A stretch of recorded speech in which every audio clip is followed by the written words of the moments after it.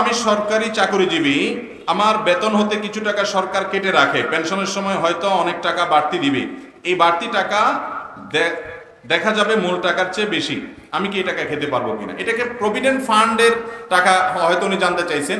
Provident ফান্ডের যে টাকাটা কেটে কেটে রাখে গভর্নমেন্ট, এটার সাথে অতিরিক্ত টাকা দেয় এবং এটা সুদ বলেই দেয় হয়তোবা। তারপরেও এদেশের সকল বিজ্ঞ প্রাজ্ঞ ওলামাদের ফতোয়া অনুপাতে সেটা সুদ হবে না। কেন? কারণ সুদের সংজ্ঞা এখানে প্রযোজ্য হয় না। যেই টাকা আপনি পানই নাই সেটা তো আপনি জমা দেওয়ার প্রশ্ন ওঠে না, গভর্নমেন্ট দেওয়ার সময় আপনাকে কম দিয়া বাকিটা কেটে রেখে দিছে।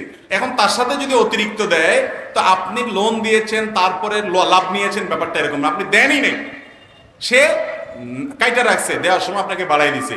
তো সুদের যে সংজ্ঞা তার মধ্যে এটা পড়ে না, এই জন্য এটা জায়েজ আছে। তবে প্রভিডেন্ট ফান্ডের কিছু পার্সেন্টেজ আছে ইচ্ছাকৃত কাটায় মানুষ, যে আমার বেতন থেকে আমি ইচ্ছাকৃত কাটাবো একটা পার্সেন্টেজ, সেটাতে অতিরিক্ত যেটা আর ওইটা সুদ হবে, ওইটা আপনি গ্রহণ করতে পারবেন না।